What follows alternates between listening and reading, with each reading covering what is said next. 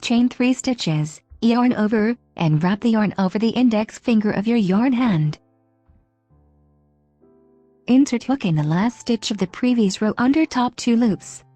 Grab the strand of yarn from behind your index finger and draw the yarn through the stitch. Work 1 double crochet. Take the loop off your finger. You should now see a row of loops on the wrong side of your fabric. And wrap the yarn over the index finger of your yarn hand.